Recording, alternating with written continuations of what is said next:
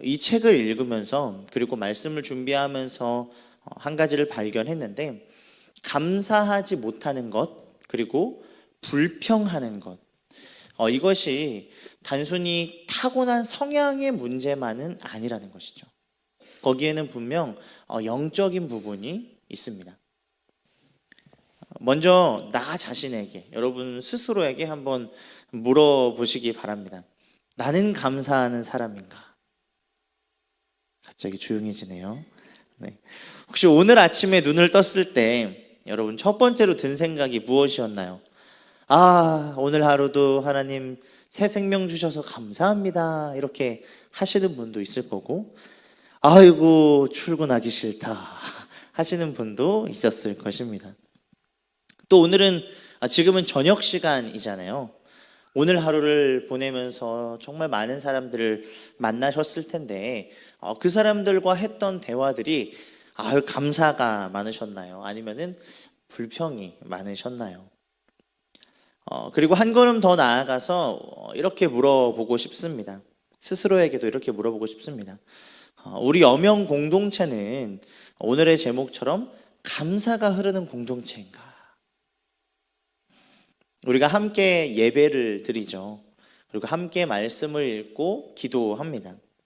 우리 안에, 그리고 우리들 주변 사람들과의 관계 안에서 감사가 흐르고 있는가, 이것을 한번 살펴보아야 한다는 것이죠.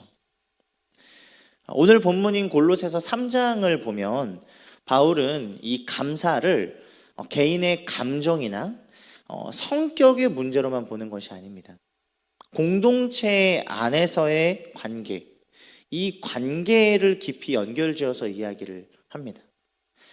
감사가 흐르는 곳에는 용납과 용서가, 그리고 사랑이 흐르고, 감사가 사라지는 곳에는 비교와 불평이 그 자리를 채우는 것이죠. 그래서 공동체가 감사가 흐르는지 흐르지 않는지는 사람들과의 관계를 통해서, 그 모습을 통해서 드러난다고 할 수 있습니다. 즉, 나에게 감사가 흐를 때 공동체에도 감사가 흐릅니다. 반대로 내 안에 불평과 질투, 미움이 자리 잡고 있다면 그것은 나 혼자만의 문제로 끝나는 것이 아닙니다. 내가 속한 공동체에 영향을 미칩니다. 함께 오늘 말씀을 통해서 좀 살펴보고 생각해 보려고 합니다. 감사를 약화시키는 것이 무엇인지, 그리고 그렇다면 어떻게 하면 우리가 어떠한 상황 가운데서도 감사를 할 수 있는지, 더 나아가서 우리 여명 공동체가, 내가 속한 공동체가 감사가 흐르는 공동체가 되려면 어떻게 해야 하는지, 이것을 말씀을 통해서 함께 찾아가 보도록 하겠습니다. 먼저 골로새서 3장 12절에서 15절 말씀을 교독하면서 읽도록 하겠습니다. 그러므로 너희는 하나님이 택하사 거룩하고 사랑받는 자처럼 긍휼과 자비와 겸손과 온유와 오래 참음으로 옷 입고, 누가 누구에게 불만이 있거든 서로 용납하여 피차 용서하되 주께서 너희를 용서하신 것 같이 너희도 그리하고, 이 모든 것 위에 사랑을 더하라. 이는 온전하게 매는 띠니라. 그리스도의 평강이 너희 마음을 주장하게 하라. 너희는 평강을 위하여 한 몸으로 부르심을 받았나니 너희는 또한 감사하는 자가 되라. 아멘. 이 말씀을 보면은 바울은 우리 공동체에 요청하는 것들이 참 많이 있습니다. 서로 용납하라, 용서하라. 주께서 너희를 용서하셨는데 너희도 서로 그러해라, 이런 이야기를 하시죠. 자비, 긍휼, 겸손, 온유, 오래 참음, 평강, 참 많이 있습니다. 그런데 이 덕목들을 하나하나 들여다보면은 한 가지 공통점이 있습니다. 이것은 혼자서는 드러낼 수 없는 것들입니다. 혼자서는 오래 참을 대상이 없습니다. 혼자서는 용납하고 용서할 대상이 없죠. 이 덕목들은 철저하게 관계 안에서, 공동체 안에서 드러나는 언어입니다. 바울은 이 모든 것을 이야기한 뒤 15절에 이렇게 말합니다. 너희는 또한 감사하는 자가 되라. 그런데 바울은 여기서 멈추지 않습니다. 16절을 우리 함께 읽도록 하겠습니다. 시작. 그리스도의 말씀이 너희 속에 풍성히 거하여 모든 지혜로 피차 가르치며 권면하고 시와 찬송과 신령한 노래를 부르며 감사하는 마음으로 하나님을 찬양하고. 아멘. 16절에서 감사가 어떤 모습으로 그려지는지를 한번 보시기 바랍니다. 피차 가르치며 권면하고 함께 노래하며 감사하는 마음으로 하나님을 찬양하고. 함께라는 거예요. 함께 말씀을 나누고 함께 찬양하는 그 관계 안에서 흘러나오는 것, 자연스러운 것으로 이 감사를 함께 이야기를 합니다. 바울이 그리는 감사는 계속해서 공동체 안에서 표현됩니다. 그래서 이렇게 말할 수 있습니다. 우리가 이 문장을 함께 좀 따라해 보려고 하는데요. 감사는, 함께 따라해 보겠습니다. 감사는 혼자 결심하는 것이 아니라 함께 나누는 것이다. 함께 말씀을 나눌 때, 함께 찬양할 때, 함께 기도할 때 그 안에서 감사가 살아납니다. 반대로 말하면 우리의 관계 안에서 비교와 질투와 불평이 가득하다면 감사가 설 자리가 점점 없어지는 거예요. 소망하기는 우리 여명 공동체 안에 감사가 풍성히 흐르기를 소망합니다. 그런데 실제로 사람들 간의 관계, 공동체 안의 감사가 그럼에도 불구하고 부족하다라는 생각이 들 때가 있습니다. 그때에는 우리가 무엇이 감사를 약화시키는가, 이것을 돌아보고 또 점검할 필요가 있습니다. 이것은 개인적으로도 또 공동체적으로도 마찬가지인데요. 감사를 약화시키는 것 두 가지를 이야기를 해보려고 합니다. 감사를 약화시키는 것 첫 번째는 질투입니다. 질투. 여러분 질투 많으신가요? 네, 저도 질투가 있습니다. 질투는 비교에서 시작이 됩니다. 비교. 그런데 한 가지 먼저 말씀드리고 싶은 것은 비교 자체는 좀 인간의 자연스러운 모습이라는 거예요. 우리가 살아가면서 자연스럽게 나와 다른 사람을 비교합니다. 저도 마찬가지죠. 외모나 재력이나 건강이나 사회적 위치나 자연스럽게 비교가 될 수 있죠. 아마 여러분들도 마찬가지일 것입니다.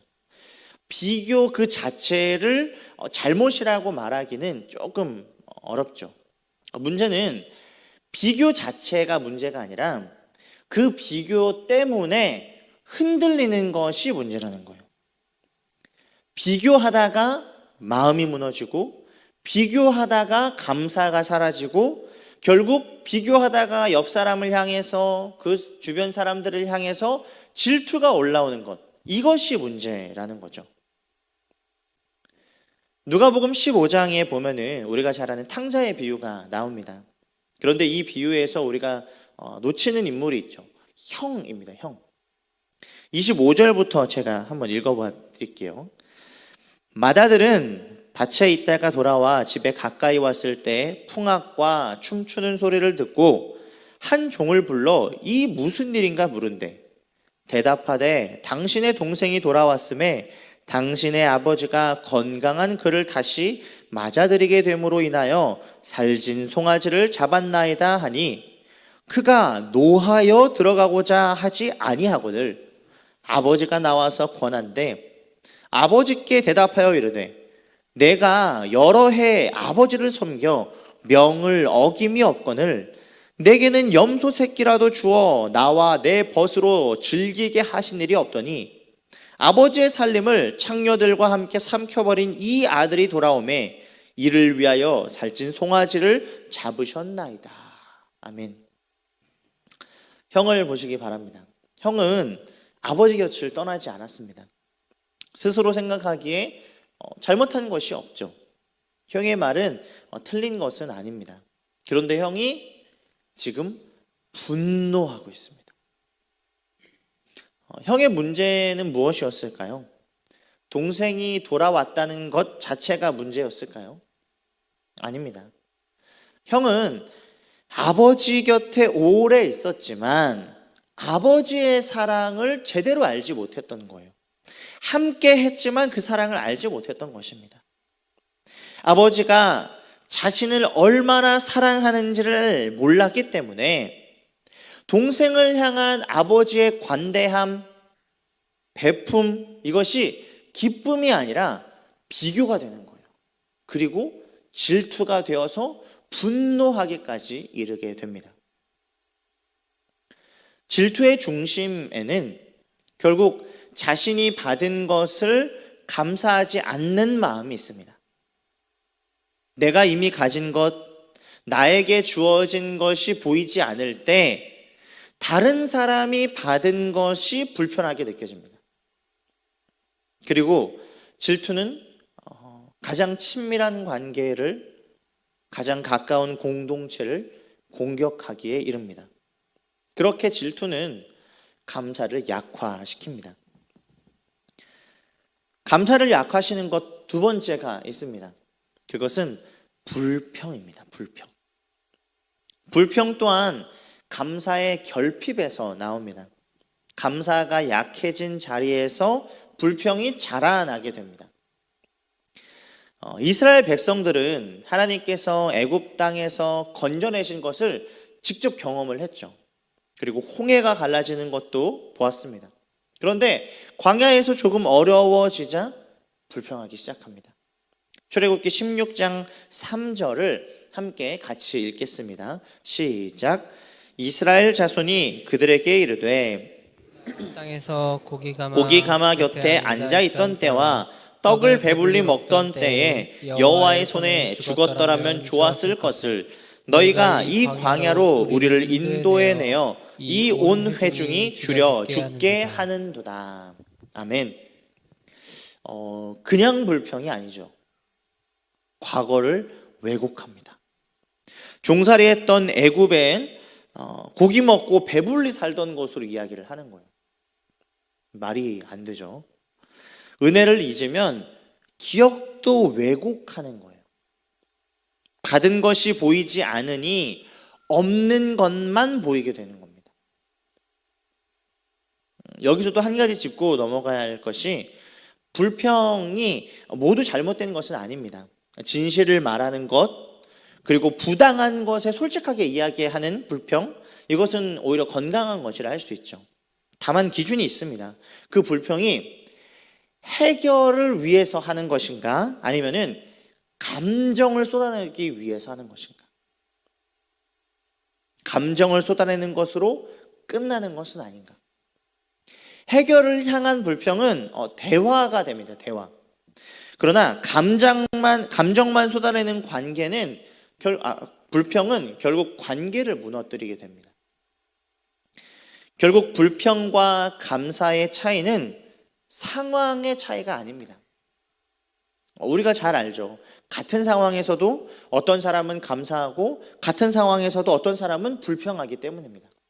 그러니까 이 상황 때문에 감사가 있고 불평이 나오는 게 아니라 그 차이는 받은 것을 기억하는가, 잊었는가 하는 것입니다.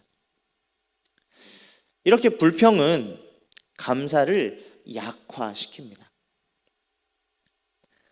질투도 불평도 결국 같은 뿌리에서 나옵니다. 내가 이미 받은 것을 보지 못하고 하나님의 사랑과 은혜를 잊을 때 나타나는 것들이 이 질투, 불평이라고 할 수 있죠.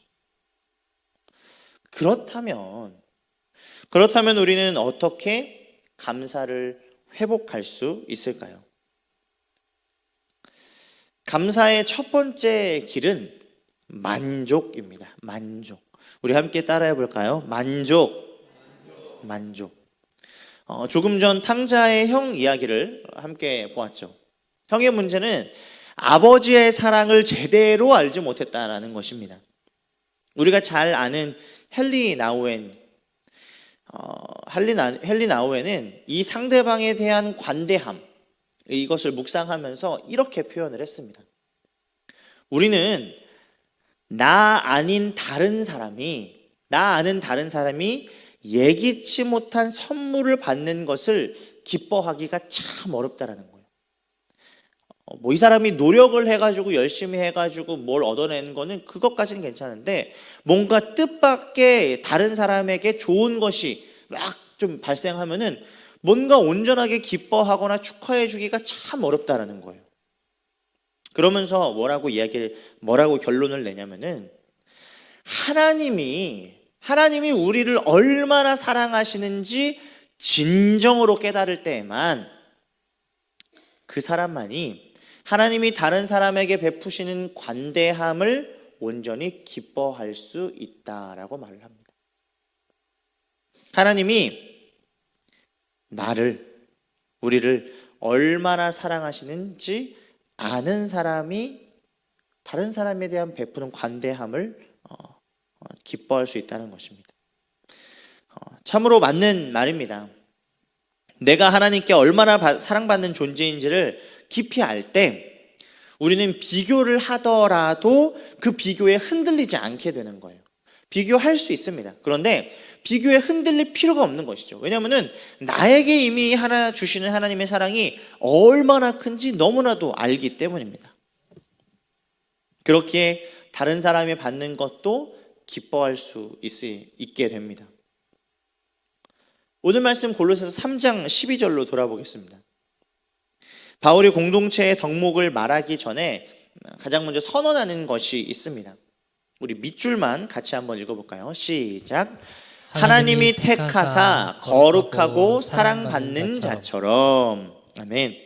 이게 사랑받는 자처럼이라고 표현을 하니까 뭔가 받는 자가 아닌데 그런 것처럼 행동하라는 거는 느낌으로 읽을 수 있는데, 전혀 그런 내용이 아니라, 받은 척하라는 것이 아니라 거룩하고 사랑받는 자로, 거룩하고 사랑받는 자답게 라는 뜻입니다. 너희들이 이미 그 사랑을 누리고 있다는 거예요. 그 사랑을 받고 있어요. 그러니 그 사랑을 받는 자처럼, 그런 받는 자로서 긍휼과 자비와 겸손과 온유와 오래 참음을 하라는 거예요. 너희는 이미 하나님께 택함을 받았다. 너희는 이미 하나님께 사랑받는 존재이다. 이것이 출발점입니다. 이 사랑 위에 굳건히 설 때 우리는 비교에 흔들리지 않게 됩니다. 우리가 잘 아는 말씀인데요. 바울은 빌립보서 4장 11절에서 이렇게 이야기를 합니다. 우리 같이 한번 읽어보겠습니다. 시작. 내가 궁핍함으로 말하는 것이 아니니라. 어떠한 형편에든지 나는 자족하기를 배웠노니. 아멘. 바울의 고백입니다. 나는 어떠한 형편에든지 나는 자족하기를 배웠다. 여러분, 배웠다고 말을 합니다. 배웠다고. 자족은 타고나는 것이 아닙니다. 훈련되는 것이라고 할 수 있죠. 감사도 마찬가지입니다. 서론에서 어떤 분이 목사님 저는 태생이 그렇습니다 라고 한 분이 있다 그랬죠. 그런데 바울은 이야기하는 거예요. 배웠다고. 감사하지 못하는 것은 태생의 문제가 아니라고. 은혜를 기억하는 훈련에 달려있는 거예요. 감사는 훈련해야 하는 것이고 강화해야 하는 것입니다. 비교와 질투에는 결국 자신이 받은 것을 감사하지 못하는 마음에 있습니다. 이미 나에게 주어진 것에 불만족하고 감사하지 않는 것입니다. 그렇기에 우리가 이미 나에게 주어진 하나님의 사랑, 이미 나에게 주어진 하나님의 은혜를 느끼고 알 때 우리는 비교에서 흔들리지 않고 감사할 수 있는 거예요. 함께 따라해 보겠습니다. 하나님의 사랑을 알 때 흔들리지 않고 감사할 수 있다. 그렇습니다. 하나님의 사랑을 우리가 알 때, 느낄 때 비교에 흔들리지 않고 감사할 수 있게 됩니다. 혹여나 우리가 남들과 비교하면서 흔들린다면은 하나님의 사랑을 더 간직하려고 깨달으려고 노력하는 것이죠. 이미 나에게 주어진 그 사랑이 보일 때 내가 가진 것이 보이기 시작합니다. 우리 이 문장도 함께 따라해 보겠습니다. 감사는 더 갖는 것이 아니라 가진 것을 보는 것이다. 네, 감사는 가진 것을 보는 것이 감사입니다. 내 손에 이미 있는 것을 볼 수 있을 때 감사가 시작됩니다. 이미 나에게 주어진 하나님의 사랑과 은혜를 바라보며 감사를 고백하는 저와 여러분이 되기를 주님의 이름으로 축복합니다. 그런데 우리는 내가 가진 것을 알아요. 그런데 이미 지금 이 상황, 내가 처한 상황이 이해되지 않을 때도 있죠. 그때 감사하기가 참 어려운 것 같습니다. 그래서 감사의 두 번째 길은 이것입니다.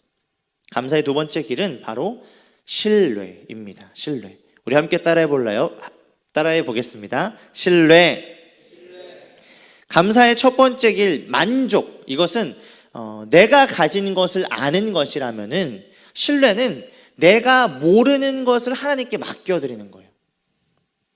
만족이 내가 가진 것을 아는 것, 신뢰는 내가 모르는 것을 하나님께 맡기는 것입니다.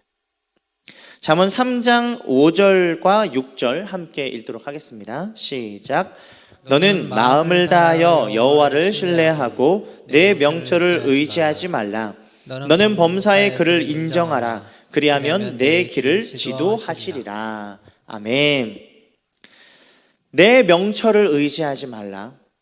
이것은 내가 다 알지 못한다라는 인정입니다. 범사의 그를 인정하라. 이것은 하나님께서 인도하실 것이라는 것을 신뢰하는 것이죠. 우리가 감사하지 못하는 이유 중 하나는 지금 이 상황이 이해되지 않기 때문입니다.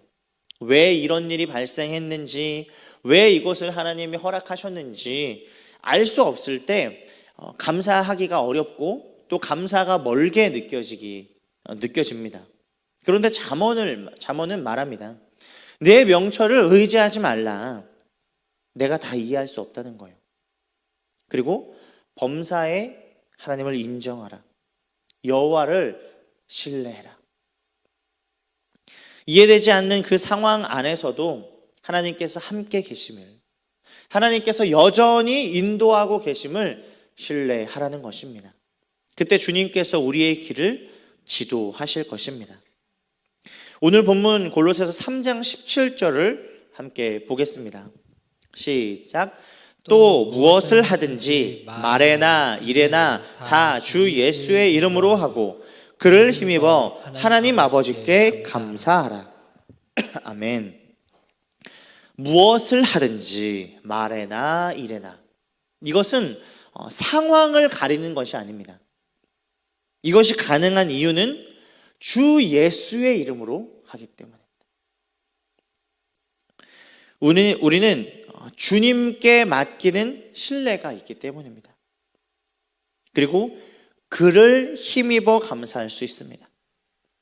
내가 모든 것을 이해하고 모든 상황을 통제해야지만 감사할 수 있는 것이 아닙니다. 주님께서 이끄신다라는 신뢰 위에서 어떤 상황에서도 우리가 감사할 수 있는 것이죠. 함께 따라해 보겠습니다. 감사는 이해에서 나오는 것이 아니라 신뢰에서 나온다. 아멘. 감사는 내 상황, 내 현재 처한 문제를 분석할 수 있어서 감사가 나오는 것이 아닙니다. 내 상황이 이해했기 때문에, 혹은 내 상황이 좋아졌기 때문에 나오는 것이 아니라 하나님을 신뢰함으로 나오는 것이죠. 하나님을 신뢰함으로 감사를 회복하는 저와 여러분이 되기를 주님의 이름으로 축복합니다. 바로 이 신뢰가 우리를 한 걸음 더 나가게 합니다. 무엇이 다르냐면은 세상 사람들도 감사를 하죠. 좋은 일이 생겼을 때, 원하는 결과가 나왔을 때 감사합니다. 자연스러운 반응이죠. 그런데 우리의 감사, 그리스도인들의 감사는 거기에서 멈추지 않습니다. 우리에게는 세상이 할 수 없는 감사가 있습니다. 다시 한번 골로새서 3장 17절 보겠습니다. 또 무엇을 하든지 말에나 일에나 다 주 예수의 이름으로 하고 그를 힘입어 하나님 아버지께 감사하라. 무엇을 하든지 이 말은 결과가 나온 후가 아닙니다. 아직 결과가 보이지 않는 그 자리에서도, 이해가 되지 않는 상황에서도 감사하라는 거예요. 왜 이것이 가능할까요? 주 예수의 이름으로 그를 힘입어 감사하기 때문입니다. 상황을 힘입어가 아닙니다. 문제가 해결됐기 때문이 아닙니다. 주님이 선하시다는 것을, 그 주님이 나를 붙들고 계신다는 것을 알기 때문입니다. 그래서 결과를 보고 감사하는 게 아니라 하나님을 신뢰하기 때문에 감사를 먼저 할 수 있다는 거예요. 그것이 미리 감사하는 것입니다. 미리 감사한다는 것은 상황이 좋다는 말은 아닙니다. 어렵지 않다는 말도 아닙니다. 지금 이 순간에 충분히 힘들 수 있습니다. 그럼에도 불구하고 하나님이 선하신다라는 것, 하나님이 나를 여전히 붙들고 계시다라는 것, 그럼에도 불구하고 나를 계속 이끌어 가실 것을 신뢰함으로, 그것을 믿기 때문에 미리 감사할 수 있다는 거예요. 이것이 세상과 우리의 엄청난 큰 차이점입니다. 세상은 감사할 이유가 만들어지면 감사합니다. 상황이 나아지거나 눈에 보이는 것이 변화될 때 감사하죠. 그러나 우리는 감사할 이유를 상황에서 찾지 않습니다. 하나님을 먼저 발견합니다. 상황이 바뀌어서 감사하는 것이 아니라 상황 너머에 계신 하나님을 바라봄으로, 문제보다 크신 하나님을 바라보기 때문에 감사할 수 있습니다. 결국 감사의 뿌리는 하나님입니다. 더 많은 것을 가져서가 아니라 주님이 나의 만족이시기 때문에 감사할 수 있는 것이죠. 그 주님을 바라볼 때 우리의 마음에 감사가 흐르기 시작합니다. 오늘은 좀 문장을 따라 읽자고 이야기를 많이 하는데요. 이 문장도 함께 따라해 보겠습니다. 우리는 상황을 보고 감사하는 사람이 아니라 하나님을 보고 감사하는 사람입니다. 아멘. 그렇습니다. 우리는 상황이 아니라 하나님으로 인해 감사하는 사람입니다. 이것이 세상 사람들과 우리 그리스도인들의 다른 지점입니다. 세상이 흉내낼 수 없는 감사입니다. 어떤 상황에서도 그 결과가 보이지 않는 그 자리에서도 하나님을 신뢰함으로 먼저 감사할 수 있는 사람들, 그 사람들이 바로 여러분들, 우리들입니다. 하나님을 신뢰함으로 먼저 감사를 고백할 수 있는 저와 여러분이 되기를 주님의 이름으로 축복합니다. 말씀을 정리하겠습니다. 감사는 혼자 결심하는 것이 아니라 함께 나누는 것입니다. 개인과 공동체 안에서 감사를 약화시키는 것은 두 가지가 있었죠. 질투와 불평이었습니다. 질투는 하나님의 사랑을 알 때 흔들리지 않을 수 있었고, 불평은 은혜를 기억할 때 내려놓을 수 있었습니다. 그리고 우리가 만족과 하나님을 신뢰함, 그 신뢰 위에 설 때 우리는 상황이 아니라 하나님을 보고 먼저 감사할 수 있게 됩니다. 우리는 미리 감사할 수 있는 사람들입니다. 이제 서론에서 드렸던 질문으로 돌아오겠습니다. 나는 감사하는 사람인가? 우리 여명 공동체는 감사가 흐르는 공동체인가? 하나님의 사랑을 알고 하나님의 은혜를 기억하고 하나님을 신뢰하는 사람에게 감사가 흐릅니다. 그리고 그런 사람들이 모인 공동체에 감사가 흐릅니다. 내가 먼저 감사가 흐르는 사람이 될 때 감사가 흐르는 공동체가 됩니다. 질투와 불평을 내려놓고 하나님의 사랑과 은혜를 기억하기를 소망합니다. 이해되지 않는 자리에서도 하나님을 신뢰하고 먼저 감사를 고백할 수 있게 되기를 소망합니다. 하나님의 사랑 안에 굳건히 서서 어떤 상황에서도 먼저 감사를 고백하는 저와 여러분이 되기를 주님의 이름으로 축복합니다. 감사가 흐르는 공동체, 그것이 우리 여명의 모든 공동체들이 되기를 주님의 이름으로 축복합니다.